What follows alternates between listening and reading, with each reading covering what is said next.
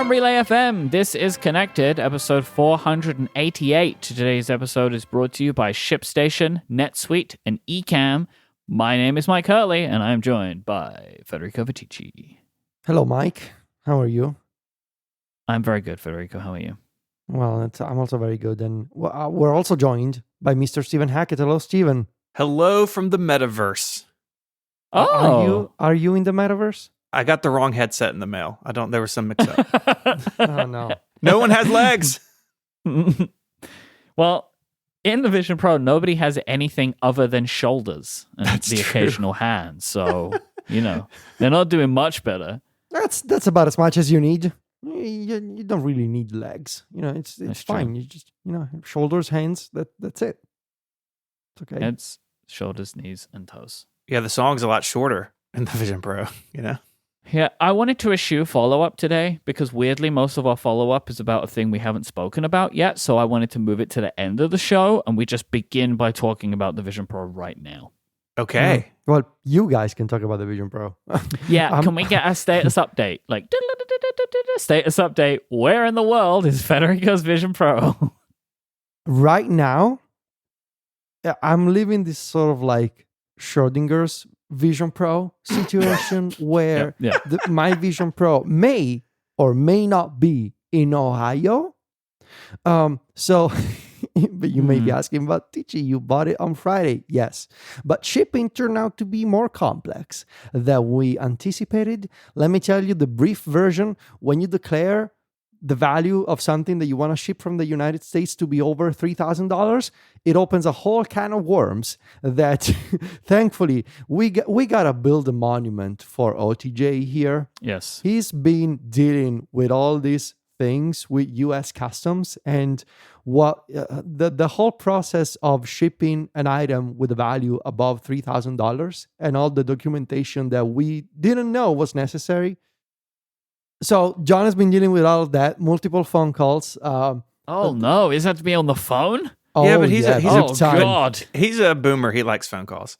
No, he doesn't. No, he that doesn't. was John's choice. No, he doesn't. They offered him a form or the phone, and he chose phone. I don't want an online chat. I want to speak to another human. He doesn't. He tried with email first, and the email didn't work. And then he had to do multiple phone calls and another visit to the shipping center where he originally went to. It was a whole thing. And finally, this morning, I woke up and I saw an email saying, your package has been processed at the Cincinnati hub, and it's now leaving Cincinnati, Ohio. But I still don't see what it is. So I'm guessing that the package is currently on a plane on its way to Germany, and then from Germany, it'll find its way to Italy. But there's an excellent sign that seems to, knock on wood and everything, suggest that everything's going to be fine. I have already paid my import taxes because I got an email saying, Okay. These are your import taxes, pay them. I paid them, I got a receipt, and it says, great, you paid your import taxes, your package is now proceeding to destination. Oh. So, fingers crossed, it'll be in Germany tonight, and hopefully, maybe even in Italy tomorrow. I'm guessing that I'll get it by tomorrow or Friday. So, I was supposed to get it on Tuesday. I paid for an express worldwide delivery for Tuesday, but huge lesson learned here. If you declare something with a value of above $3,000 in the US, good luck. Oh, I'm sorry. Me This too. must It's be fine. very stressful. It's fine, but thank you, OTJ, for dealing with that volume of emails and phone calls and documents. Thank you for making that happen. The things that man does, truly incredible. It's true. You know? He's Yeah. just the best, Yeah, he is. That's why he is the one true John. That's why there are no others. The one true John. So all this to say, I don't have a Vision Pro. I am curious to learn how you guys have been using it. I have a few questions. I have a few doubts, and I'm just here to take in the knowledge that you will cast upon me. So please shower me in knowledge today and your first impressions. I've got to say, I'm actually today pretty keen to hear Steven's impressions because I've spoken about an upgrade, right? So I think people have heard that. And also, like, we've been chit-chatting as a group. And I feel like Stephen has been quite reserved one way or another. Like, I genuinely do not know where you're standing on this right now. Yeah. And I'm excited about this. But before, I do want to touch on one thing before that, if that's okay, which is just the store experience. So we both went and bought ours in stores, right? Stephen, you went to the store in Memphis. I went on Manhattan, and I went to the Fifth Avenue store, which is where I met Tim Cook. And I'm happy to let everybody know that Tim is smaller than me. I'm taller than Tim, which I did not expect, obviously. But does Tim Cook think he's taller than you? 100% he does. Tim Cook does not have my problem, right? Like, he does not have that problem. Tim Cook believes, and is probably right to believe, that he stands above everybody. But in this one instance, but especially Myke Hurley. Yeah. Especially, he actually said that. He was like, "Oh, you're smaller than I thought," which was an interesting thing to tell me. It was really weird of him to say that. Yeah. But he did. That's what he said. It's kind of. Can I ask you a question about meeting Tim Cook? Yeah. Does he sound as Southern in person as he does on recordings? Yes, and I think it's actually accentuated in person because he is very gracious and humble.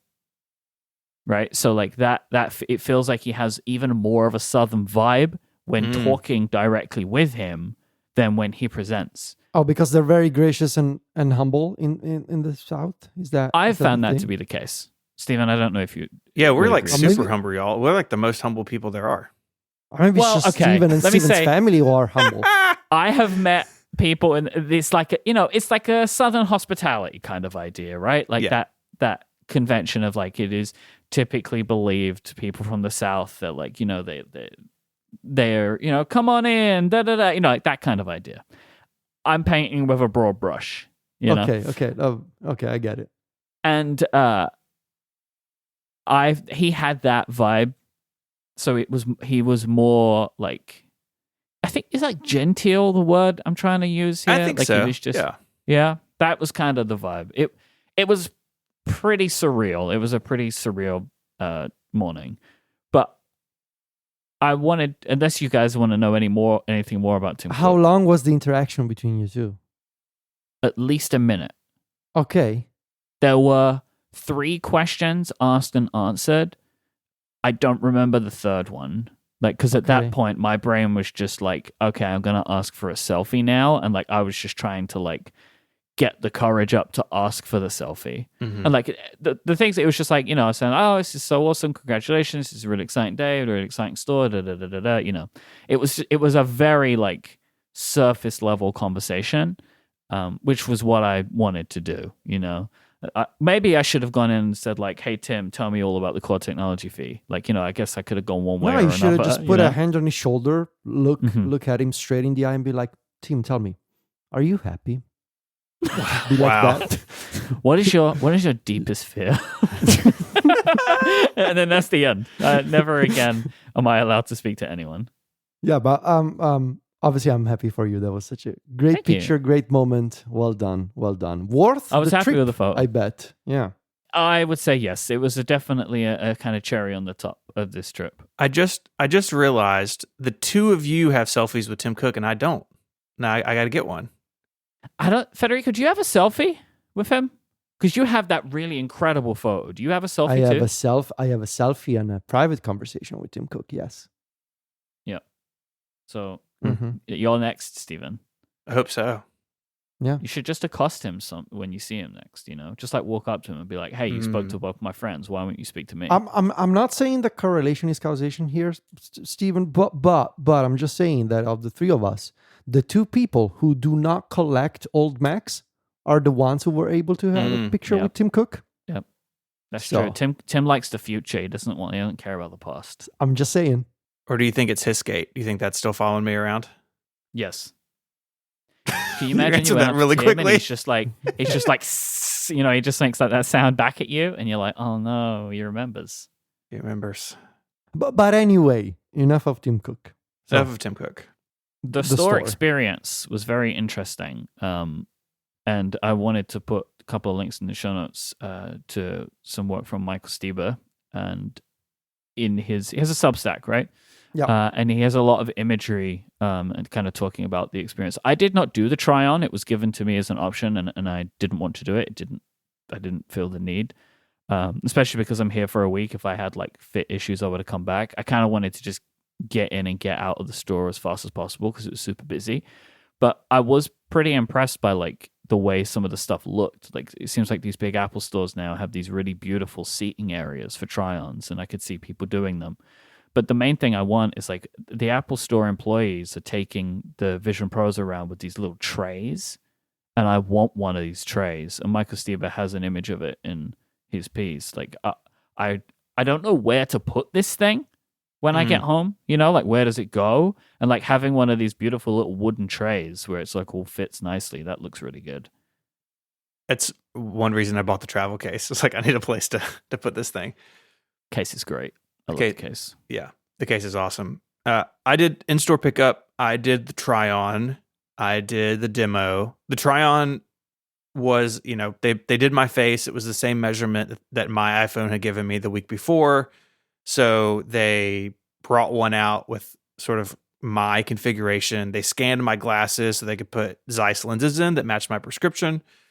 And my wife, Mary, and I both did the demo. And it was my first experience with it. Y'all got to try it at WWDC. I did not, and probably because I collect old Macs. And we're like, wait, is this headset, is it making a noise? Cut that, Jim. But so anyways, it was my first experience, and I now understand how y'all felt after WWDC, because you put this thing on. And of course, the demo is set up to be as sizzly as possible, right? They want it to make an impact. And it definitely did. It was really cool to go through that experience. It was about half an hour. The person at the Apple Store who I was paired with had an iPad mini, so he could see what I was seeing. And it was really cool to go through the demo. And I'm glad Mary did as well. I always like her input on these things. She thinks, and I quote, the technology is cool, but she doesn't like that it covers people's eyes up, which I understand. That's a big thing this product has to overcome. Yeah. I think it will. I think it will too. Even though the eyes are weird. What did you think about how it felt to wear? I mean, it is heavy. Like, everyone has said that. It took a little while during the demo just to get it kind of seated right on my face. Like I had light around the bottom. But I eventually kind of realized, I need to move the strap like up a little bit on the back of my head, and that kind of changes the way it pulls. Of course, the store demo is all the solo loop, the really nice one, and the dual loop is like a dirty secret Apple stuff's in the bottom of the box when you get a Vision Pro. It's like, don't worry about that one. But I mean, the weight was noticeable pretty early on, but it's not uncomfortable. But I've never, yesterday actually, I used it for like 90 minutes, and it's by far my longest stretch. And I at least never kind of forget that I'm wearing it. Like it's always kind of interesting, ever present. Yeah, I mean, obviously you can't forget it because it's there. But like for me, the weight tends to be a thing when I put it on, I notice it, and then it goes away for me over time. One of the great things about long stretches, I've never been able to use any VR equipment for more than an hour without feeling it in my eyes or my head. Yeah. Have you ever felt that way, Federico? Do you get like eye strain from other stuff that you've used, like from like Quests and? No, you've never had it. No, I don't think so. I've felt it in the past, and especially if I was trying to do like meetings, work related stuff, I would get like an eye strain. But I've not had that at all with the Vision Pro, which I've actually been very pleased about. Like for what I've been able to recognize in myself, using it for extended periods of time. The only thing is just like if I just don't want it on my face anymore, it's not like I feel like, I'm getting a headache or my eyes are hurting, which I've definitely had with the Quest. So that's actually been good, and I expect it's because of the resolution of the screens. And I will say, in fairness to the Quest, I've never used another product with corrective lenses. This is the first time I've used corrective lenses with a with a VR headset of any kind. So that might be contributing to it.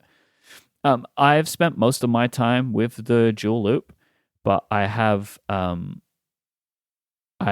started to try and use the solo loop a little bit more too, because I kind of just like changed it out immediately, but I want to get a better sense of using the solo loop too, for longer periods, because I think it's okay.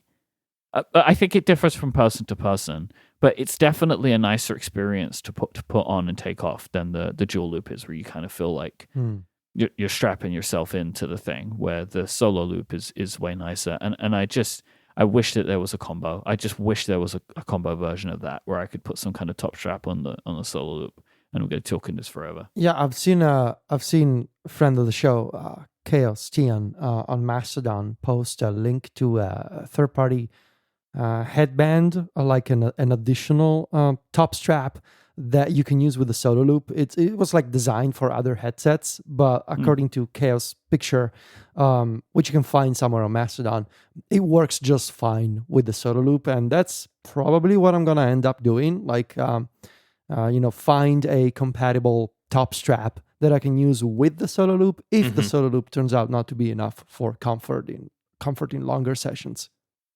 Yeah, it is the most personalized and like specific product Apple's made. Like basically every Apple Watch can fit basically every person, right? You're going to have feelings about, should I get the small one or the big one, or I like this kind of band material or I don't. But this is a really different beast. Like it really is customized to best work with you. And Myke, I'll agree with what you said about the eye strain. I really feel like working in 90 minutes in it just felt like I sat at my computer for 90 minutes in a row, which I normally don't do. I'm normally pretty good about getting up, getting something to drink, checking on the dog and cat. Like I try not to just stare at my screen for hours at a time. And the Vision Pro really felt in line with that sort of usage. And I'm also very happy to report, because I was very nervous about this. I know I shared it, I think, on the show, but I definitely shared it with you all, that I was really nervous about motion sickness. I'm extremely sensitive to it, and this product has given me no problems with it whatsoever. Oh, okay. Oh, interesting. Well, I have a question for you. Have you watched any of the immersive video? I have. And even with that, I'm okay. I would not want to get up and walk around with like 3D video playing, I don't think.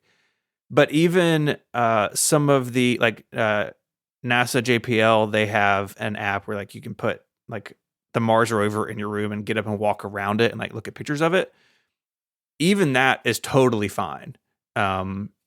And so I got, was it 12 milliseconds of latency? I mean, all that real-time processing they're doing brings it below whatever threshold I'm sensitive to. And I am so pleased about that. I was genuinely worried that, oh gosh, if this is the future, I am, I got to go live in the woods.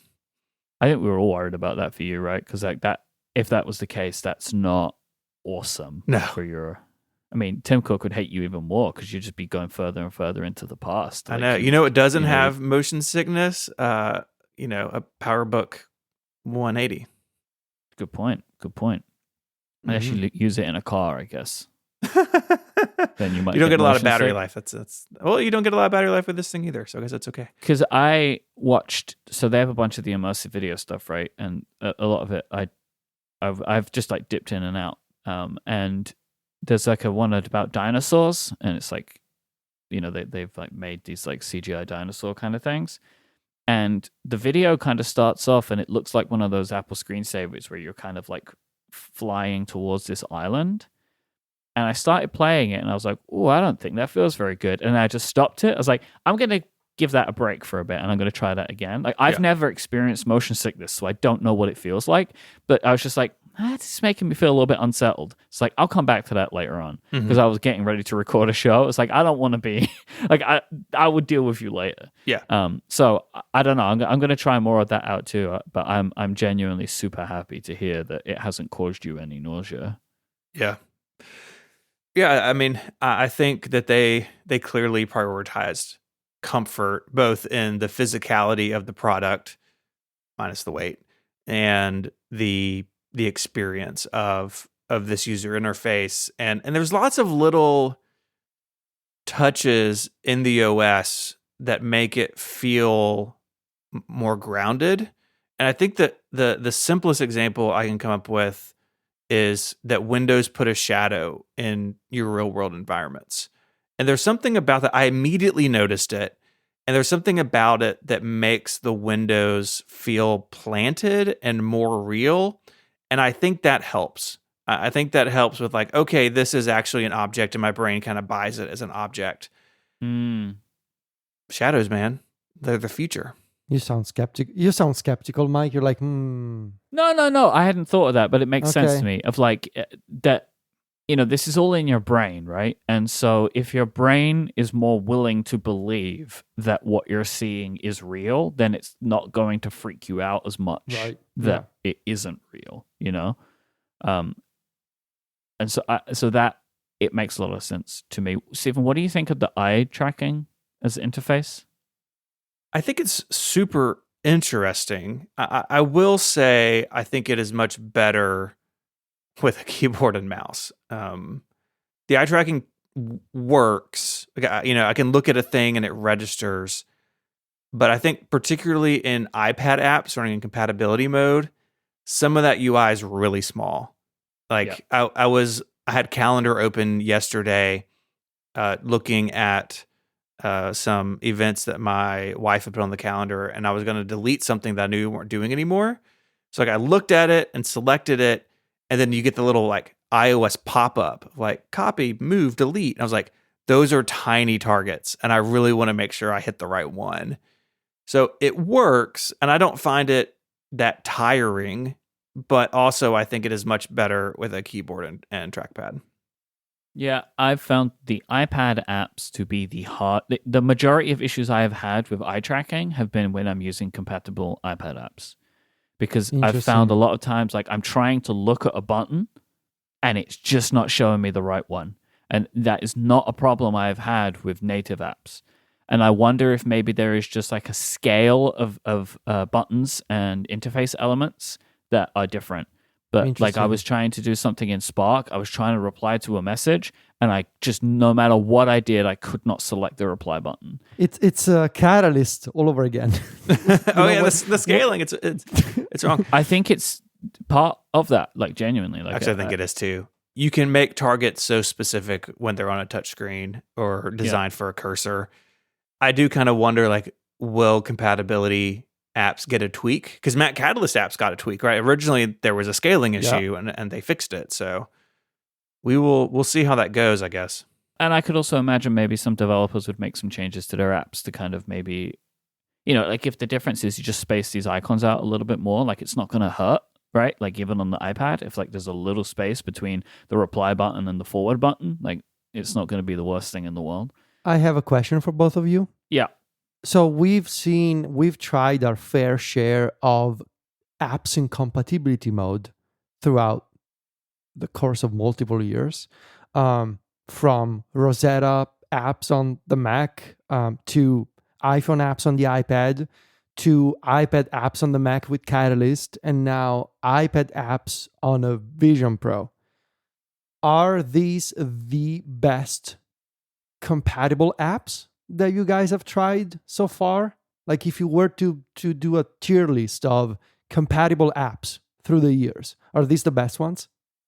Okay, so let me actually try and think through these, right? So iPhone apps on iPad, way better than that. Yeah. Okay. You use Rosetta as like, that's the best, right? Because that, and like Rosetta 2, even better, because it's really, the app is the same, right? And so like as a user, it doesn't really affect you so much. It's complicated. Like Catalyst apps work about as well as this, I think. With the caveat that sometimes I would say they're very close to each other. What I would say is in its class, right, really the comparison is iPhone apps on iPad, right? Like that's kind of actually the comparison. This is significantly better than that because these apps, they fit in and it's fine. Like, and they work. I would say I'm happy. Like I'm happy with the fact that there are some apps that I have on my Vision Pro. They're maybe not the best examples of them, but they're there, right? Like if Okay. I couldn't have gotten Spark, I would have been really upset about it. Like I am furious that there is no Dropbox app. I am so angry about this. I have a follow-up question. So if an iPad app on the iPad supports multiple windows, can you open multiple iPad windows in Vision OS? I've not tried this. This is such a Federico thing. I don't even know if what It's apps I not. use have multiple windows. I forgot Okay. about that as a thing a long time ago. So here's the thing. So as an experiment, I've been thinking about obviously getting a Vision Pro. Like this is actually a thing that I wrote in the monthly log that we're sending out. So I've been using the Mac more, because in my mind, I think the Vision Pro will replace the iPad Pro for me, right? So if that's going to become my main computer, and I'm going to stop using the iPad, I'm going to have a Mac nearby more often than before. But I'm still going to miss like a tablet device for like reading in bed or like watching YouTube and stuff. And so long story short, I set up my iPad mini again. So like, hey, let me play with the iPad mini. It's been a few months. And obviously the iPad mini doesn't have Stage Manager. It's got split view. Just how much better the multi-window UI is on split view mode compared to Stage Manager. It's really? if you recall the shelf, what Apple calls the shelf UI, in split view mode. When you open a window in split view, and if that window has multiple windows open, you get a little tray at the bottom, and it shows you the windows that you have open for that app and the titles of those windows. Like that's a cool multi-window UI. Too bad that they absolutely botched it with Stage Manager. But yeah, so that's why I've been thinking about multiple iPad windows, because I've been trying the iPad mini again. But you don't know the answer, so Yeah, I mean, I'll be honest with you, Federico, I forgot that it existed. I never really liked multi-window support in iPad OS. yeah. I use it exactly one time a month, where I have Okay. this monthly meeting, and they send out a PDF of the docket for the meeting, and I store that in an Apple Note. I keep one for each month, and then I take my notes beneath it. And so I do two windows on my iPad Pro, one with the PDF in Notes with like its fancy preview thing, and then one of the same note but scrolled down where I'm editing. And that's the only time I use it. And once a month, I'm Right. like, how do I do this? Like, how do I make a new note window? Because I never remember. I think for me, it was just one of these things where there's not enough apps supported it, so I never got used to using it. And so then if I'm kind of this way, if I don't use something enough, I'll just forget that it's that it's there. Yeah, and I mean, let's face it, even with split view, there's not it's not a particularly great design. Like there's no indicator or anything that tells you, hey, this app has multiple windows open. Like on the Mac, you got Expose, you got a bunch of different ways. You got a button that says "Show me all the windows," and on iPad, you have like a mini version of that doesn't work as well. But still, if you're working with multiple windows, I think split view makes for a nicer experience than Stage Manager, which is ironic given how Stage Manager's whole premise is to work better with multiple windows. It's confusing and exhausting. I'm sorry. Please continue. I'm happy we're talking about the iPad right now, actually, because it can bring me to, I think, my biggest take so far with the Vision Pro, which is content consumption versus content creation, right? Oh no, It's you're one always of the them. thing Don't with the Oh, iPad. no. But it's always been Oh, the no. thing, right? Like, what kind of device is this? Is this a content do this consumption to me. device or a content creation device? I think that the Vision Pro, it is both, but depending on how you're using it. Like, if you're using Okay. eye tracking and just your hands, this is content consumption mode, right? Like you're watching something, you're doing something because it's light stuff. Like it's hard, it's possible to type in text, but it's not easy, right? Like you're not going to want to write something this way. You maybe want to send the occasional message this way. You use it to search for something. Like it's simple stuff, right? That is when you're in consumption mode. But the great thing about the Vision Pro is then you can attach a keyboard and a trackpad. You're in full creation mode. You can even bring your Mac into the environment. Like, I feel like this device has both. It just depends on how you're using it. Like, if you're using a keyboard and a mouse, It's great. I think a keyboard is basically essential for the use of the Vision Pro. And I've been mostly using a keyboard and eye tracking and like gestures to control a lot of stuff. And that's been really great. But you can use it without one, but then you're going to be doing more light stuff, I think, rather than trying to get any work done, because it's much more complicated to do when the keyboard is what it is. Mm-hmm. I feel like the thing, Federico, that you've talked about for so long, that the iPad is a modular computer, and you can have this like thin and light tablet and walk around your house, or you can have a keyboard and trackpad and have it at a desk, hook it up to a display. Apple Vision Pro takes all of that and just like cranks it to 11.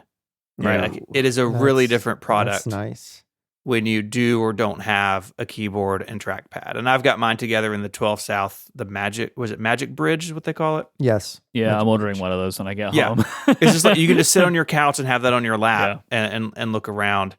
Even though I've spent a lot of time with mine, I have not installed my to-do app, Todoist.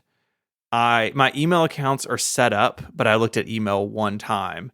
Like, I actually think there's something to be said, like, what if this is a device for me the way that I use it, where I don't have all my productivity stuff on it? Like, what if it is a lighter, more consumption-based computer?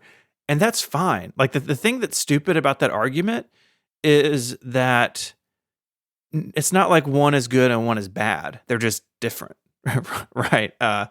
Even though a Mac Power Users that comes out on Sunday, we really debated in planning of like, do we talk about it as an entertainment device first and productivity second, or the other way around? We ended up doing entertainment first. I guess spoilers for Sunday, but I think that's okay. I think it's okay if you don't push it as hard as you push a Mac, let alone an iPad. This episode of Connected is brought to you by ShipStation. Let me ask you a question. Have you ever left an entire cart behind because shipping would take too long or was too expensive?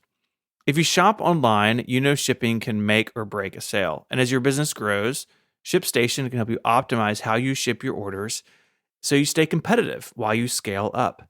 Whether you're shipping 100 packages a month or thousands, ShipStation lets you automate routine shipping tasks and easily handle returns. I use ShipStation for all 3 of my Kickstarters. All 3 had physical products. I mailed about 1,000 calendars each time, and integrating with ShipStation was awesome. It pulled in all the data from my orders. I could very easily make labels. There's this really awesome thing where you can set up presets. So like, I basically had 2 types of packaging. I know what everything weighed and how it measured, so I just set those up as presets, and I could select which one was applicable to the order.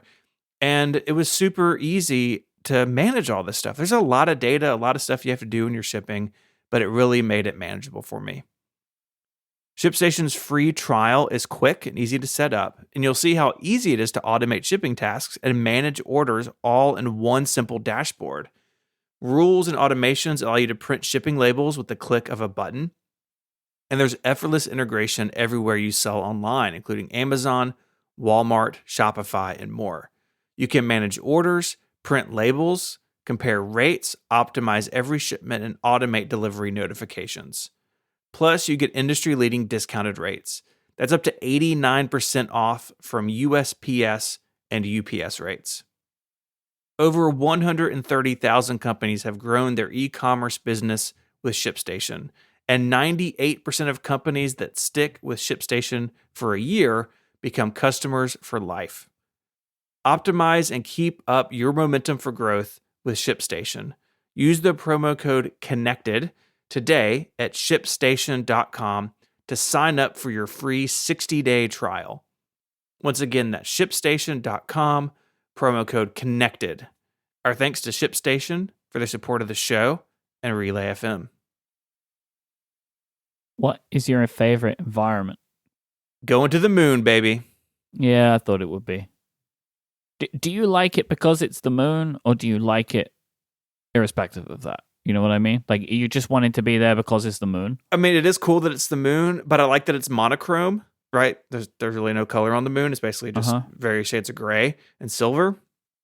So I like that it's kind of like a muted backdrop for my apps, but I haven't found one that I don't like. Like I think they're all cool. I have questions about why a couple of them are labeled as coming soon. Like, were they not done? If they weren't not done, why are they in there? It's very confusing. Yeah, I bet that wasn't supposed to be in there, but Yeah. it's in there. I hope a couple things for environments. First of all, that I hope that Apple adds them over time like they do the Apple TV screensavers, right? But secondly, I really want third parties to be able to donate environments to the system. If you go to Disney Plus, I think they have 4 environments in there right now. There's like the Disney Theater, there's Tatooine where you're like sitting in a speeder, which is really cool. I wish that I could have the option at least to bring those environments to the whole system. Right now, those are just within the application that supplies them. Maybe that's like asking for third-party watch faces, but I hope it's not. I hope that to select partners, right? I don't expect them to have App Store apps that can do environments, although that could be interesting. That should 100% be the case. Like, if you are a developer that makes an environment, I believe you should be able to offer it up to the system, and then you should just be able to use it wherever you want. It'd be cool. It would be really cool. Why not? It's like a desktop background, right? Yeah. Like, I know what you mean about the watch face thing, but Apple doesn't encourage people to make watch faces in their apps. I actually think that they actively discourage that. Where they have built a system for people to be able to make 3D environments inside of their applications. And That's true. It seems like they're encouraging it and promoting it, right? Like, I think they just promote it that the Max one is going to get a Game of Thrones throne room for when House of the Dragon comes back or whatever, right? And the Disney ones are just incredible. They're incredible. So I want to be able to sit and podcast while sitting in Avengers Tower. Like, I want to be able to do that. Why can't I do that, you know? Yeah, that one is really cool. The Disney Plus team really killed it with those. Yeah, they crushed it.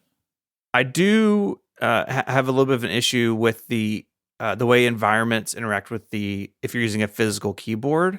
So with the digital crown, if you turn it, you get 2 options in your display. You can change your immersiveness level, or if you look at the volume control, it becomes the volume control, which I think is super smart. Like bring those 2 things together. But the environment, if you crank it to 100, include everything, including the physical keyboard. And I think that might be a mistake. And they know where the keyboard is, because if you're using a physical keyboard, it puts a virtual quick type bar above it, which is super cool. And like the best is like merging the physical and digital. I think the best example across the whole OS is the quick type bar above my physical keyboard. But I would like to be able to see my keyboard all the time. And so the way that I'm doing it is I'm dialing the environment to about 60%, where it's basically a backdrop for my apps, but I can still see my lap and, my peripheral vision. What of it is there is my real world. And that's fine, but I would like them to revisit that, because I do think seeing your keyboard is an important thing basically all the time. What they want, I'm kind of really surprised they didn't do it, right? Like, it seems like an obvious one. So on the Quest, you can draw a space. And you draw out a space on a desk and be like, show me all of this, which I would also like Apple to do, because like keyboards are great, but what if I want to take physical notes? Like it would be good to be able to say, like, when I'm in this environment, just cut out this area. Oh, like a Sidekick notepad section. Yeah, sure. Why not? Just to name a product. Apple, if you want to do an exclusive deal, I know a guy, right? Like, if you just want to bring the Sidekick notepad into the Vision OS, that's totally fine by me. I do like that there is the option to do the kind of like 60, 70% thing, and you can see everything that's in front of you and behind you, being able to, that dialing in and out of environments. Like, I was seeing some people say, like, why did they even bother putting the crown on it? This is why the crown's on it. Like, that is a really, really cool and important part of this experience, I think, where you can just do basically just in front of you, and you can see everything else around you, or you can bring it further and further around you. Like, I've come to really, really value that. And actually, the majority of time, if I'm doing any work, then I will be sitting in an environment while I'm doing it, because it also makes more sense to my brain for window management. Like, yes. putting a window far away, like they shrink, right? Like, which is like really cool, so you can kind of tell it's far away. But it just, if there's an actual wall in front of me, it looks like the window's just getting smaller rather than going far away. Mm-hmm. But if they're in an environment, then it actually looks like it's going far away, which I prefer. I think, and also like those environments are such high quality. The subtle movement and sound that is emitted from them, especially the more that you dial it in, I think it's amazing. My favorite is Haleakala, which is a mountain in Hawaii. Like, it's amazing. Like, and I found myself at one point, I was like making some notes and stuff, and I just sat and thinking, and I was looking out over the clouds, and I was like, oh, that's a different experience than usually how I would use a computer. Where I felt like I could just sit and think and stare off into the distance, and it was pleasant. Yeah. Right? And that was really nice and is abnormal to how I would normally like sit and think while using a computer, because it kind of sets you in a different mind space. Yeah. So yeah. The only the last thing I will say for environments, in addition to giving third parties access to have them, I think it would be neat to have a customizable one where I could set a panoramic photo as the background, and they'd probably have to do some like generative AI stuff to like make it fully immersive. But we all have one, right? Everyone who's ever been to California has a panoramic photo of the San Francisco Bay. Like, everyone just does it. We can all accept it. I think they even showed it when they introduced panoramic photos to the iPhone. But like, I have some panoramic photos I'm really happy with. I've got a bunch from my trip to Colorado a couple years ago with my wife. It would be cool to be able to set those as a backdrop as well somehow. And like, you can kind of fake it with like the photo window, but then things get really weird really quickly. But more customization to environments, I think, is only a win for everybody. Are these the new watch faces? Probably. But I hope that they do more than that. I actually just looked. I do have a panorama of the bay. Yeah, everyone Look at does. the Golden Gate Bridge. I have one. It's the U2 album of panoramic photos. They put one on there if you don't have one of your own. I would say it's an interesting idea. I do wonder, is subtle movement important? I guess that's what we would find out, right? Yeah. Like, I don't know if I would just want like a static image. I don't think there's any movement in the moon one. You're probably right. Shouldn't be. Well, I don't know, man. Maybe there is. Maybe you get like maybe some people popping in with cameras, right? Oh yeah. Maybe there's like a shooting star or something. I don't know, but no one's ever actually been to the moon, so like it. Oh my God. They should have done a For All Mankind tie-in and put a Russian flag in the moon environment instead of the US one. I'm actually really surprised there aren't. I mean, have they made any environments out of their TV properties yet? I mean, they should. If they don't, like, let me work in one of the buildings of Foundation or in Jamestown or whatever. Like, or let me work or there. Silo. Like, let me work, underground. Definitely not the Severance office, though, right? Like, let's. Oh my God, we're not going to do that. But I would I would quite like to sit at Ted Lasso's desk. Yeah. Yes. I think Diamond more of Dogs. that. I think more of that will come. I mean, there's so many great tie-ins you could do with that. I think it'd be cool. We could all be on a FaceTime call and pretend we're Brother Dawn, Brother Day, and Brother Dusk from Foundations. Like, that'd be sick. Steven, you're gonna be Dusk. No. I have not seen Foundation, so I have no idea what you're talking about. Oh no. Do you like it? Because here's my feeling about Foundation. It looks like too hard sci-fi. Like, I'm not going to understand what's going on. It's less hard sci-fi than it looks. Okay. I bounced off of it the first time, and then a bunch of people were like, no, you give it 3 episodes. And by the end of it, I could not stop watching. Like, I stayed up basically like 3 o'clock one morning finishing the season.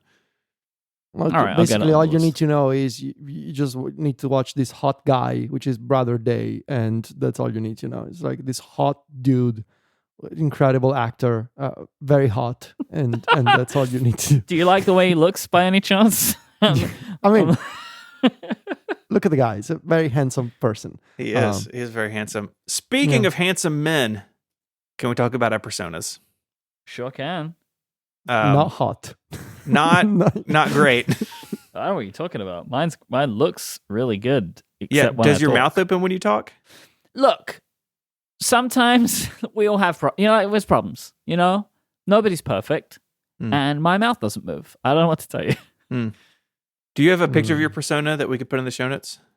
Maybe? Okay. I'll put mine in. What for we sure. could actually put in the show notes, we did at the end of the YouTube version of Upgrade this week, we did it was for Upgrade Plus, but we also put it in the YouTube video because it just made sense, an edited together version of a conversation me and Jason are having and our personas. So I'll put that in there because that's, you can actually see the fact that my mouth isn't moving. I don't have any video, but I'll put a picture of my persona in the show notes. My God. They're okay. So before we talk about the aesthetics, I want to talk about maybe why they did it this way. And I think there's a huge pro to personas that you can get on a video call and you're always going to look the same. So if you're, it's you're up really early, maybe you haven't showered, you haven't put makeup on, you look the way that you looked when you set it up. If you in some sort of terrible injury and you're disfigured, you look the same that you did when you did your personas. Like, I think the consistency is good. If you are disfigured, if you have a terrible injury, you're disfigured, would you put on the Vision Pro? Oh, I guess that's a good point. Yeah, it's true. Maybe into the long term. Maybe. Look, I started that example and didn't know where it was going. Okay, can we just be honest for a second? Like, sure. The big thing is you always look the same, and that's nice. There are a couple of cons, though, I think. The first one, the biggest one that comes to mind, is that some people want to be represented in a different way than they look, right? Yeah. And Apple has no affordance for that, either in a memoji situation where I can make an animated version of myself, or that I can take my actual persona and change things about it. And I know they want this to be a professional device for professionals, but the fact that Memoji at least isn't a fallback for people who don't want to use a persona really seems like a miss. Okay. I'm an absolute persona lover now, right? Like, I've crossed the Rubicon. I'm here, I think if they would have done Memoji, nobody would use persona, and they need people to use them so it can get better. Because if it can get better, it's going to be incredible. Because, like, in the experiences I've had where people that I know look like the people that they know, and we've had the calls, like, I find it very compelling. Like, I had a call with Jason, and he was just there, and we were both just working. Like, we just had the persona call running, and we were just doing our work. And it felt really natural because of, like, the spatial audio and stuff, like, have this conversation with him, and it looked like him. Like, I didn't have to worry about how I looked. I wasn't getting that preview of me in Zoom, which is very distracting, and I don't like. I actually think that there is something to it, and if they would have just allowed them, if they would have just done the emoji thing, everyone would use Memoji, and we're not going to get anywhere with personas. But, like, if they can actually take it further than this, there could be something there, man. Like, I've definitely done a 180 on this. Did you guys see someone put John's persona in the clouds? Like, he was... It's one of the funniest things I've ever seen in my entire life. He looked like Mufasa up there, Yeah. So that will also be in the show notes. Yeah, it's one of the greats. It's one of the great posts on Threads. I think it was on Threads, right? Or was it? Yes, it was on Threads. It's one of the greatest things of all time. I love it so much. I love it so much. I mean, I get your point, Myke, and I think you're right. I think people would go to Memoji because they're not scary looking, but I do think at some point they should do more options in this thing. Yeah. I can't wait to see Federico's. I cannot wait. I'm very curious to see what he does with the beard and the hair and everything. Yeah. So my mouth, the mouth of my persona doesn't move, I've been told, because of there are problems with beards. And the issue isn't the scanning of the persona, it's what the system can interpret of my mouth moving. And I expect that my mustache is covering my lips maybe from the downward camera, so it's like struggling to see me. I expect that with time and more data and more information, they'll be able to improve it. And we'll mention this later on too, but there is already beta 1.1 out, which is amazing. I'm really pleased about that. But one of the things they make you do when you upgrade to 1.1 is rescan your persona. And there have been people that have been showing examples of the before and after, and it looks better. So maybe they've applied some more information to this. I'll be very keen to try it, but I'm definitely not putting the beta on my face computer. Like, I'm not doing that. So we'll wait and see. I am curious to know if anybody who listens to this show happens to have any face tattoos. I don't, but I am curious to know how it handles face tattoos. If they just try and if they scan those and actually recreate them on the persona or not. Like, how do they come out? So if I bet they give it a go. I mean, because facial hair and like marks on my face, like they are replicated exactly. So interesting. So show us your face tattoos if you have any. They do not pick up hand tattoos though. My wedding band is tattooed on, and that is not in my persona's hands. What? Yeah. Oh, interesting. So my right hand is gonna look without a tattoo? I think so. I mean, we'll find out. Maybe the ring is just not big enough, but even other people who like, I had a call with Quinn Nelson, whose persona is real upsetting. His looks better. So in the Mac Rumors article where they're talking about 1.1, they show images of Quinn's persona. Okay. And the new one looks significantly better than the old one. Good.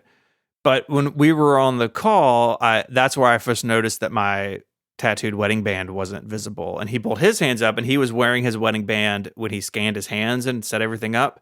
And his regular like metal wedding band also wasn't there. So the hands may be treated differently than the face. They probably are. But yeah, Federico, that's what I want to know. In addition to how your persona looks, I want to know how it treats your hand tattoo, because maybe the facial tracking. I mean, clearly the facial tracking is more important than like mapping an image of a hand onto a virtual hand. And honestly, you don't see the hands very much in a FaceTime call unless you're, I think, really like going to town on the gesturing, because they got to be pretty close to your face, like pretty close to your face before the Apple Vision Pro will insert them into your persona. So maybe they just are treating them secondary because it's not as important. I have a question. It's not my question. It came from GS Light, who asked the two of us. My main question is, does the Apple Vision Pro elicit the same sense of joy and wonder that the iPhone did when you first used one? Good question. It's a very good question. You tell me. Well, I want... Okay, I'll answer first and I'll say yes, it does. This thing... I don't know if I've ever used a computer before where just the mere using of the computer was so distracting I would forget what I was doing. Like, my first day... I could not focus on anything because everything was grabbing my attention, and I wanted to do the first thing I could see. I'd be like, all right, I've just downloaded Fantastical, let me go set that up. And I like swipe, and I'm like, whoa, what's that? And I go do something else, right? Like, it is completely overwhelming in the best possible ways. It is so exciting. If you use this thing for an hour, I genuinely don't understand how you couldn't come away just like brimming with excitement and possibility about what this could do. Like, it's so incredible. It's such high fidelity. Things work in such incredible ways. Like the fact that most of the time it feels like your mind is being read by the computer as to what you're wanting to do because the eye tracking is so good.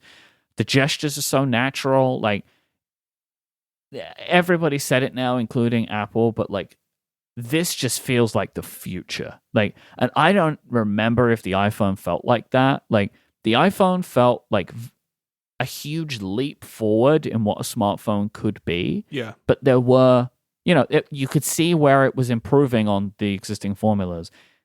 I know that VR headsets exist. I know that AR exists. This thing is just so far ahead of the competition for what I have used. It really feels like something so exciting and joyful. Like, so yes, I would say it is the most positive experience I've had for a piece of technology since the iPhone, for sure. I think I could agree with that. The iPad and Apple Watch were a lesser extent of exciting.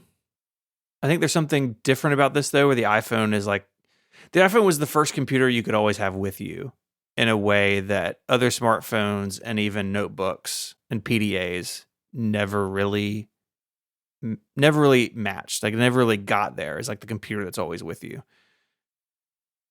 So the iPhone, I think, still stands alone.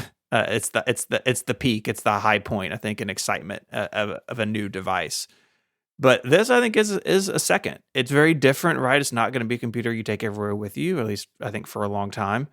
But what it can do and how it does it are so different. And Myke, I totally agree with you. I had the same feeling of kind of being overwhelmed and exploring it. So the second day, the Saturday I had it, I was going to come up to my office and I was going to have 2 FaceTime calls with some people just to kind of talk about it. You know, friends in the industry, like just kind of sharing ideas and things. And after those FaceTime calls, I FaceTime closed and I was like kind of just bebopping around. And then I realized like 45 minutes had passed. I was like, oh gosh, like I was supposed to eat dinner half an hour ago. Like, there is something about it that is very enticing and exciting.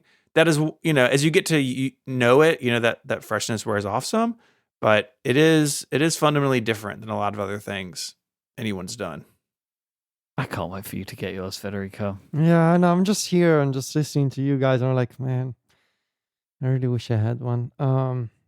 Yeah, I don't even know what to say, because like that idea of using the future of a computer now, and what Steven said about like it takes that idea of the iPad being sort of this like modular experience that can do both consumption and creation in the same device depending on how you use it, and it sort of cranks it up to 11. Like, I'm so on board with that idea that this all makes me very optimistic and very excited to get mine.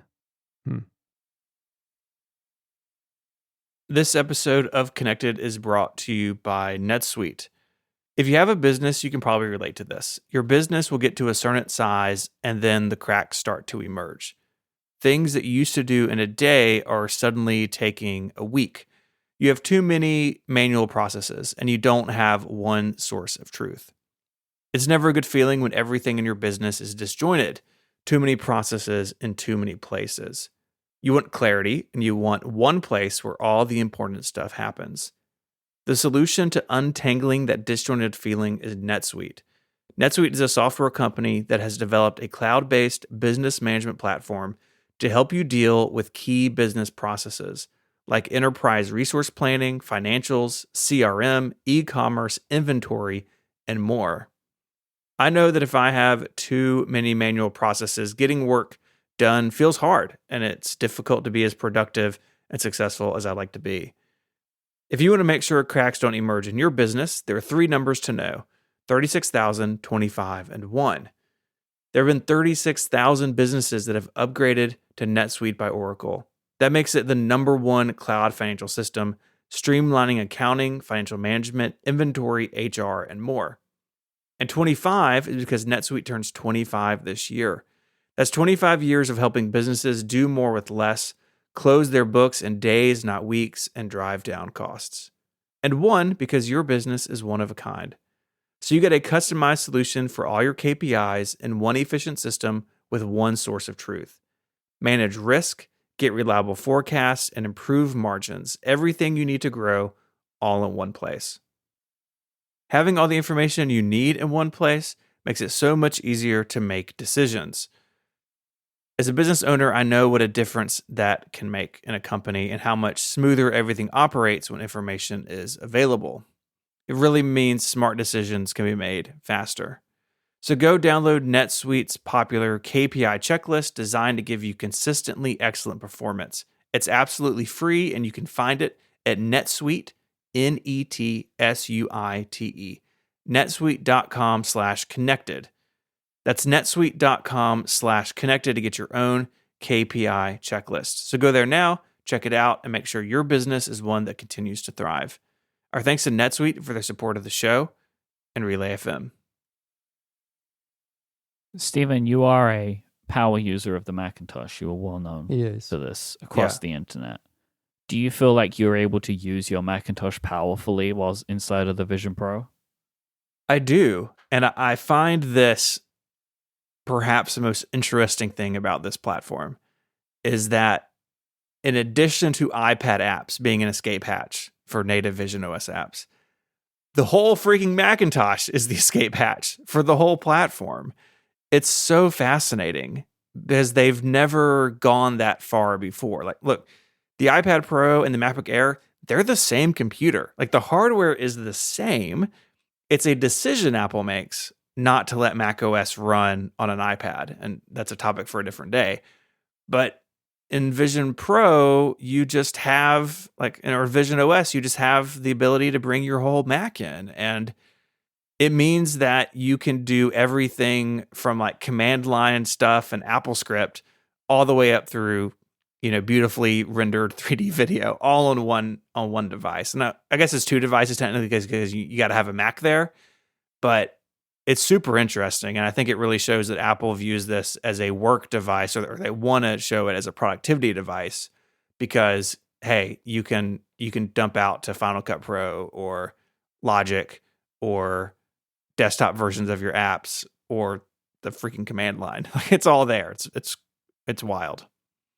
It's a statement that I am pleased with, but I don't understand, right? Like, why does the Vision Pro get this, but the iPad never got this? That's the part that, like, I keep getting stuck on. Like, I'm so happy they did it because it elevates this platform by allowing you to be able to get something done if you need to, like, and that's really great. But like, it's just, I'm just not sure why they made the choice, even though I'm thrilled that they did. But it was a bold choice. I reckon it was probably one of these things that was hotly argued. Yeah. And I think the right team won. But I don't, if we all sit and we obviously spend a lot of time in our lives trying to intuit the decisions that Apple makes. Like, we try and think this stuff through. I think I've heard Jason call it Cupertinology or something in the past. And Cupertinology? I don't know. But I just can't get my head around this one. I'm so happy they did it, but I don't know why they did it at the same time, or like why they decided to make the choice here, but they've never done it before. So here's the real question. If the iPad were new today, would the Mac OS escape hatch be on the iPad if it was a new platform? I don't know. I don't know. And here's a follow-up question. If you were to release a new iPad Pro, likely more expensive, after years of no upgrades and most likely no visible changes in iPad OS this spring, would you do it on a new iPad Pro? If you had one shot, one opportunity. Mom spaghetti. I don't know. Like, it seems so obvious, right? Like, why would you not do it? But they haven't done it, and I doubt they're going to do it. I genuinely as well, like, I'm not sure going into the future that there is a world in which both the iPad and the Vision Pro exist. Like, I am not sure. Because, like, for me, I could imagine everything I do on my iPad to be done on a device like this one instead. It is the best iPad, in a way. Oh, bold. Federico, please put a pin in that. I want to hear your thought on that later on. Like, I don't disagree with you, Stephen. Like, I'm just like really intrigued as to what Federico thinks about that statement. Yeah, no, this is sort of the angle that I think I'm working towards. Like, is the Vision Pro the best iPad Pro money can buy right now in the United States? Yeah, probably, because I mean, it's a new platform based on iPad OS. It runs iPad apps with an asterisk, some of them, and it doesn't have the limitations of iPad OS when it comes to windows of apps around you, and you can make them bigger and open as many as you want. Like, the only difference realistically is that obviously this is something you put on your face, and an iPad is something that you can hold, without having to wear a face computer. But yeah, like, that idea of, is this the best iPad? It's really intriguing, I think. But there's that difference, right? Why? So you have you built this new platform. It's version 1.0, and from the get-go, you knew that you needed to have an escape hatch for macOS, and a pretty good one at that. Like from the looks of it, it does seem like a better version of Sidecar, or just using screen There's sharing something or different something. about having the Mac as a window in your environment rather than like using the two devices. Like, because then I don't even need to be sitting in front of the Mac anymore. I can get a walk around. I can take it with me. Like, there can just be a Mac in the room, and I can then just grab it and move it, go sit over there. Like, it is a different feeling to it being like this window that exists, and then I can use the keyboard and trackpad or keyboard and mouse to control all of my apps and windows, and it's all in one machine rather than looking across multiple machines. There's different, like, there is a fine line there, but it is in my opinion, a superior experience than using something like Sidecar or the display thing that they have. Like, this one, it definitely works better, I think. Yeah, super interesting from the sort of product strategy perspective.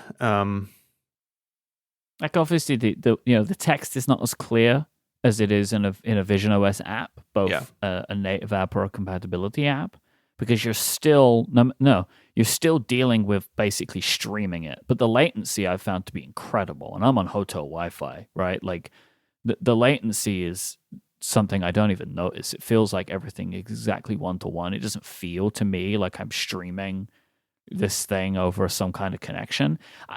It might not even be using the Wi-Fi. It might be like just directly communicating. I don't know how it works. If anybody does know, I would be very keen to understand how it works. I guess it's not using the anyway, but it's very impressive. And again, it's one of those things where, like, if this is your 1.0 of what this feature can be, like, excellent. And that's like an overall thing, I think, for this device in general. This is obviously a 1.0. This is a very strong 1.0. Like, so much of it is so good, and so much of it is good, but you can very clearly see how it can be better. And I think for that, as a 1.0 is great. Like, this isn't a 1.0 where it's like, oh, this thing is just broke. Like, it is broken. Like, I keep comparing it to the Apple Watch, right? Like, well, the first Apple Watch was like, oh, you've done this wrong. Like, we shouldn't be streaming apps from the phone to the watch. Like, that wasn't right. And Apple fixed it quickly, right? Like, they handled it. The hardware wasn't strong, powerful enough. And then, so therefore, the OS was just not good enough. Everything took too long. It was not a good experience. And they fixed it. And now look at where the Apple Watch is. But the Vision Pro is as good as a 1.0 for a device like this as I think you could hope for, I think. And as a foundation to build on is very exciting. Yeah, I mean, there are a few weird things here and there. Like, I know I and some other people have had issues with iMessage syncing and some other things that like iMessage syncing, I think in iCloud is turned off by default when you set it up. Maybe that's how new iPhones and iPads are too, but it struck me as odd. I said I'd go in and like repin all my favorites. I've had an issue, and I don't know what causes it, but sometimes, like if I'm entering, I guess I do know what causes it. Sometimes entering a password from 1Password via the keyboard, like the QuickType thing, I get a modal window, it was just like the bronze kind of glossy window, and I can quit all the apps, and it just stays there until I reboot the device. It is a 1.0. Right? Yeah, like also, if you need to select a password, right, from a like sometimes you have to select a different password and it pops up that scrollable window. That window doesn't scroll. So if you have too many passwords, you just can't scroll it, right? Or like the thing me and Jason was talking about, like the software keyboard appears way too often and it's always blocking the text entry window. Yeah. Which is just making it like, but all of this stuff is like, you can see how all of that is fixable. Like, 100%. these are just like little weird things that they probably know were there, but they had to ship it, right? But now they're like, I'm so happy that there is a 1.1 already. It's been out for like 3 days, right? So like you can tell they're going to keep revising on this, and then probably in June we're going to see Vision OS 2, which I'm sure will have stuff like the ability to rearrange the app icons. Yeah, that's hilarious to me. Why can't I delete mail? Let me delete the mail app. I can't do it. I don't want the mail app. Let me get rid of it. And like notifications on this device, not very good experience. Like that needs work. Yeah. Like the notification center is like clunky. It's maybe unbelievably, if you could imagine, the worst version of Notification Center on any Apple product. Yes, they found a new bad way to do it, right? Like it's just not a good experience. It feels like you're kind of dealing with pieces of paper that you have to remove because they're all too big and it's clunky. But like this is all just fixable stuff. This is all improvable stuff. But like the foundation is just so good. Yeah, it's clear this has been in the works for a really long time. And while it does come with some inherent limitations, basing it on iPadOS just seems like what they've done is super smart, right? That you get a lot of this stuff. It's instantly familiar in a way. Even though you're placing Windows in space and some of the UI stuff is you got to get used to. Things like, going into settings and finding something, like, Apple's strategy of like merging these things is starting to pay off a little bit. Like settings on the Mac is still bad, but at least I've gotten used to it. And when I went into settings on Vision OS, like, I know what this is. Like I know where things are. And that's really, I think, one of the strongest things that this product has over its competitors. Like the pass-through is awesome, the tracking is awesome, all that stuff. But if you're in the Apple ecosystem, all of your stuff is just here, right? You sign in and your photos and your notes and your browsing history, like all that stuff is there. And it makes it easier to integrate the Vision Pro and Vision OS apps into your existing workflow because it's already the ecosystem you're in, right? And bringing the Mac into it the way they do, it extends it even further. But that's really Apple's bread and butter now, is that all of these platforms work together and you can kind of move seamlessly between them. And that, I think, does set this product apart a little bit from some of the others. This episode of Connected is brought to you by Ecamm. Ecamm is the leading live video production and live streaming studio built for macOS. Ecamm does all aspects of video, not just live streaming, so it's perfect for simplifying your workflow if you're doing screencasts or just recording something. It's easy enough to get started quickly, but powerful enough that you can create just about anything with video, and you do it all within the Ecamm app. I love all the rich features that really tie in to the operating system in Ecamm. So it knows instantly about all your cameras and all of your audio setup. You can capture a window. Say you want to capture your desktop but hide your icons. It can do all of that stuff because it's built for the Mac. And that is super impressive. When you're streaming or recording or podcasting and presenting, everything you need is in Ecamm, including support for multiple cameras and screen sharing. There's even a live camera switcher so you can direct your show in real time. Stand out from the crowd with high quality video. Add logos, titles, lower thirds, graphics, share your screen, drop in video clips, bring on guests to interview, use a green screen, and so much more. Ecamm Live does it all. Their members are entrepreneurs, marketing professionals, podcasters, educators, musicians, church leaders, bloggers, and content creators of all kinds. Get 1 month free today at Ecamm, that's ECAMM, ecamm.com/connected, and use the code connected for 1 whole month free. Ecamm.com/connected. The link is in the show notes. Go there now to check it out. Our thanks to Ecamm for their support of the show and Relay FM. All right, let's do some quick follow-up-y roundup things before we finish today about the Vision Pro. So there was a developer strap headband thing. So it's basically you can pop off the side, one of the side bands, which has got the audio pods on it. And it has kind of what looks like a second battery connector, but there's a USB dongle hanging off the side. And this will allow you to be able to plug your Vision Pro into your Mac. And ostensibly, this is for developers to be able to put builds of their apps on it very quickly, right? Like, rather than it being like a thing you're doing by streaming, that you can like send it over Wi-Fi, basically, is what you can do right now, but this will allow you to do that. But it also has some additional features. I'm going to read a couple of quotes here. This is from 12John. Initial thoughts on the Vision Pro USB-C developer strap from very preliminary testing.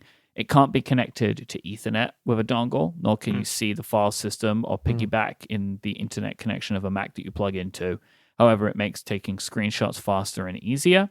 So for John, it's very worth it. And from a 9 to 5 Mac article saying the developer strap also lets developers capture a direct video feed from Apple Vision Pro via a wired USB-C connection using Reality Composer Pro. So it has some benefits, and I guess it's also good for developers when it comes to putting together screenshots and stuff like that, because it's kind of weird. Like when you take a screenshot on this thing, it's kind of always off angle. There's like a strange thing going on there.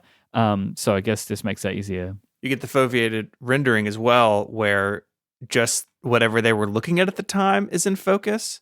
Yeah. And the rest is pretty bad. Does this stop that from happening? No, it doesn't. Right. And also, you can use the... well, I know that it doesn't if you use QuickTime, because if you use the USB adapter, the Vision Pro also shows up as a video feed, like as a video source in QuickTime. But if you take a video there in QuickTime, it's also foveated. So at least there, it doesn't fix it. I'm not sure about Reality Composer. I mean, it makes sense to me that it wouldn't fix it, because it's what the system is rendering. Like, I don't think that there is another way to capture the video. Like, the system isn't rendering the entire field of view 100% of the time. I don't think it's powerful enough to do that. You can force it if you're capturing through Xcode, but from what I have seen and heard, it is extremely stuttery. Like, you don't want to do video with it. It's really pushing the hardware further than it's meant to be. Like with foveated rendering, it's just what is near you or near your vision is sharp and the rest falls off. And like, I don't notice it while using the product. Like I don't like, oh, my peripheral vision is blurry. Like, cause that's how your eyes actually work, right? Like I'm looking straight ahead. I notice it when I'm using the Mac. When I'm using the Mac inside of the Vision Pro, I see it. But when I'm using Vision stuff, I don't see it. This to me feels like one of those things like, what are you going to make better in Vision Pro 2, Vision Pro 3? It will get more powerful, so they won't need to be so restrictive on this. Yeah, maybe so. But it is, it does mean the screenshot situation is pretty janky. I know a lot of developers have been using the simulator for their screenshots. I think we'll see a lot of them maybe even come up with like actual other renders to show off their apps because it's a bit. I'm loving this feedback here from developer Stephen Hackett. How on earth does he know this? Yeah, I don't know. How would you? I know that a lot You're of allowed developers. To say. We know you do. We know what you do. I get to do it here. Disclosure. In addition to owning half of Relay FM, I also work with _David Smith on his apps, including Widget Smith, Sleep++, and Pedometer++. Which is how you could possibly know about how screenshots are taken and what they look like, and the fact that maybe you can turn off. It's true. I also know that building an app the size of Widget Smith on an M2 Pro, it works. You know, it turns out Xcode, good use for more computing power. Like, for example, if you wanted like an M3 Ultra Mac Studio, potentially. Nah, interesting. No, I'm not buying any computers. M2 Pro. Yeah, we'll see. Ride or die, baby. iFixit has split this thing apart, cracked it open, and taken a look at the insides, and there's a lot of insides. In my link to this on 512, I wrote, I've been looking forward to this blog post since June. I love hardware. The density, the raw density of what is in this headset is like the exact opposite of the Apple Silicon Mac Pro, which is a box full of air unless you put cards in it. This thing is unbelievably dense, and there's a lot of smart things about the design. The most interesting one to me is that, look, this thing puts off heat. I don't really feel it on my face, but if you take it off, it's warm. Like, it is emanating heat. It's got fans and big vents, but all the hot stuff is as far away from your eyes as it can be. Like, you have the screens, and then you have like a mid-plate thing, and then the processors are on the other side. Like, they're doing what they can to keep the heat away from your face. But man, the work that must have gone into this, like I was stunned scrolling through the iFixit thing and then watching the video. There is how much stuff is in this headset. It's what they're best at. It really is. Google has said that YouTube is on the roadmap for Vision Pro. They are building a Vision Pro app. Okay. I've been using Juno by Christian Selig, which I found out from the great coverage that John has been doing on apps so far on Mac Stories. I'll put a link in the show notes to the Vision OS section. Thank you, Myke. He's been doing a really good job. Like also that one Day Ahead, I immediately bought that. That is a very cool idea for how to visualize your calendar. So I thought that was really cool. But yeah, Google have said like YouTube has said like we're working on it, like they're going to do it. So nice. Christian's Day in the Sun is still here. Godspeed, Christian Selig, but they're coming for you. You know what I mean? Like, do it while you still can.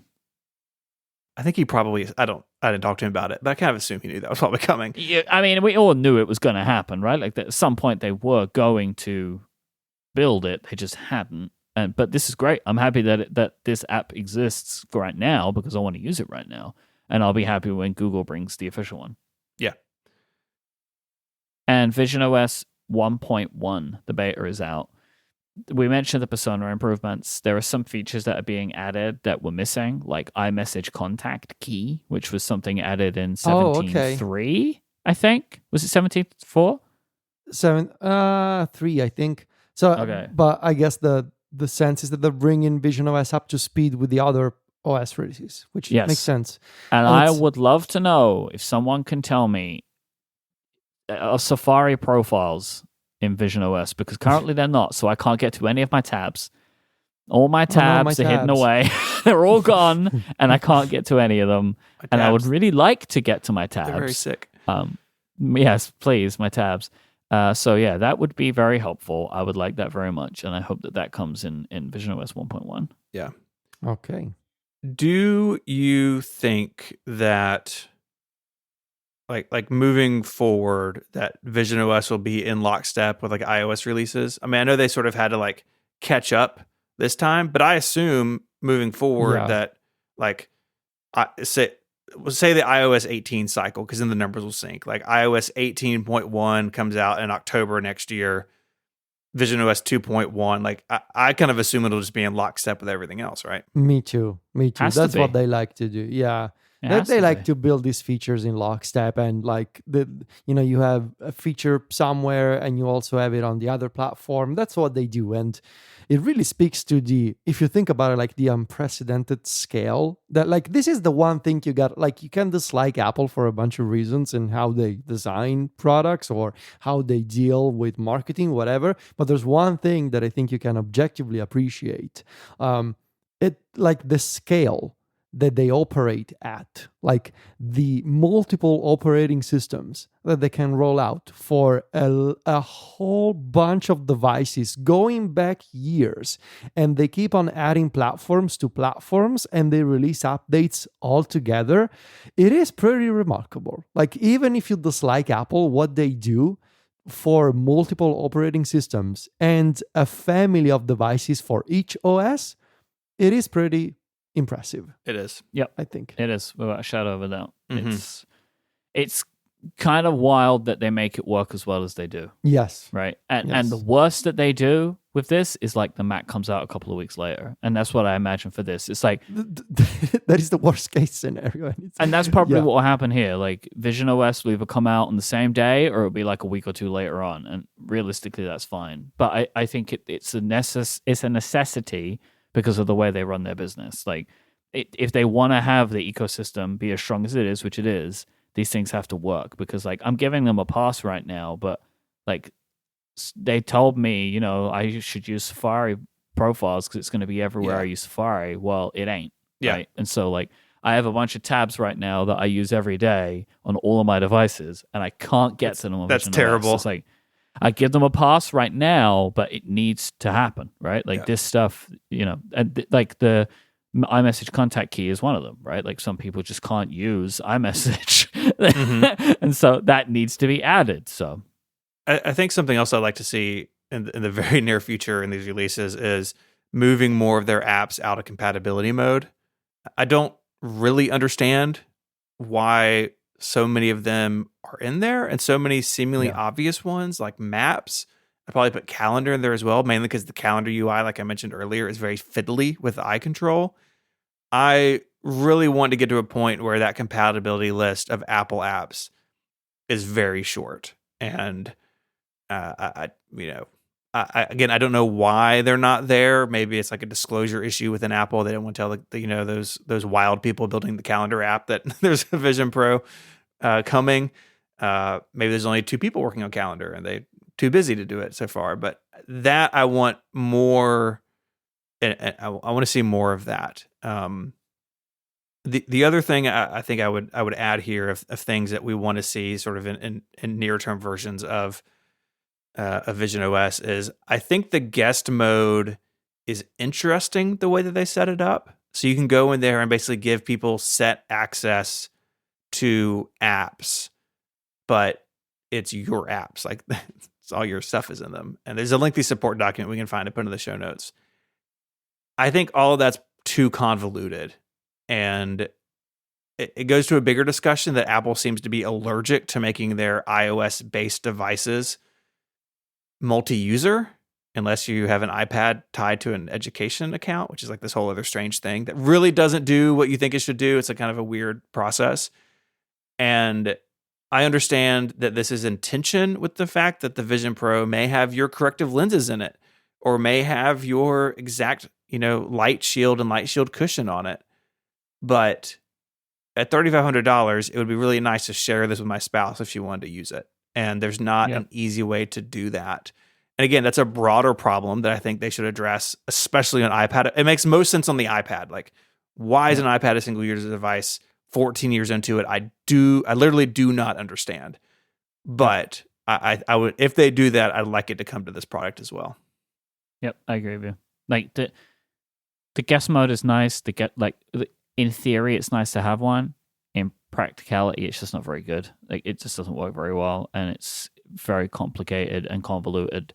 And we don't have the answers for what you would do to make this work, but it would be really great if they could work something out. Yeah.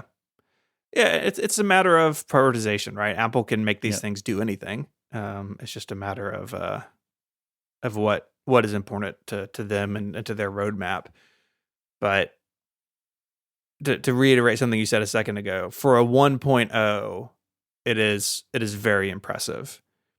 I think that leaves the question of where does it fit into our lives? Like, I think that's still unanswered. I think almost for everybody, right? I don't think we can answer that one weekend. And that's where at the beginning of the show, you said that you wanted to know what I thought.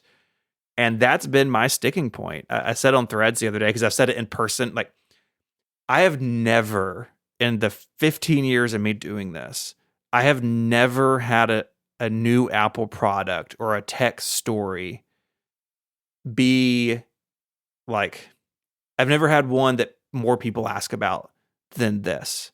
Like a bunch of people like, oh, did you get and a lot of people call them the goggles, which is very interesting to me. I think just because of the look.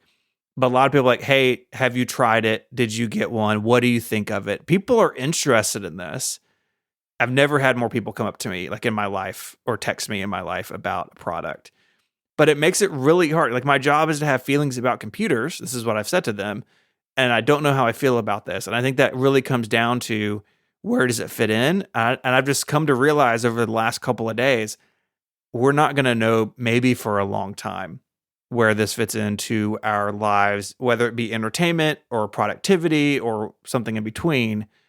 It's just going to take time because this is so different and really it's unlike things that we've had before in almost any way. Mm-hmm. Federico, I can't wait. I'm just so excited for you when it gets there. Me too. Soon, I hope. Soon, but not yet. Well, now that we have finished follow-up, it's time to go into the closing. How does that sound? Perfect. The natural order. Yes. It's like the time we did the show based on dice rolls and everyone freaked out. If you want to find links to the stuff we spoke about, they're in your podcast player. They're also on the web at relay.fm/connected/488. If nothing else, click on the link that says OTJ in the sky. Like, just click that one. It will make your day. I want to set it as an environment on my Vision Pro, on my face computer. You can find us all online. You can find Federico and his whole team over at Mac Stories. Y'all have done a great job of highlighting Vision OS apps. Like, I've downloaded basically everything y'all talk to. That is one way this does feel like the iPhone. It's like, early days of the App Store, man, I'm just downloading apps, man. Like I'm just going wild. Lots of great coverage over there. You can follow Federico on social media at Vitici on Threads and at Vitici at MacStories.net on Mastodon. Myke co-hosts a bunch of other shows here on Relay FM. I'm very excited to hear y'all's Cortex episode, which I hope is coming about all this. It's recorded. Awesome. So soon, but not yet. Yes, soon, but not yet. Soon, but not yet. You can follow Myke's work also at Cortex Brand, and online he is iMyke on Threads and iMyke at Myke.social over on Mastodon. You can find my writing at 512pixels.net, and I co-host Mac Power Users each and every Sunday. This Sunday's episode is very much like this one. It is David Sparks and I talking about our experiences and impressions of the Apple Vision Pro and its platform. We talk a lot about the entertainment productivity angles, so I think that's a really nice complement to this episode. So that'll be out Sunday. You can find me on social media, ISMH86 on Threads and ISMH at eworld.social on Mastodon. I'd like to thank our sponsors this week, ShipStation, NetSuite, and Ecamm. And until next week, guys, say goodbye. Arrivederci. Cheerio. Bye, y'all.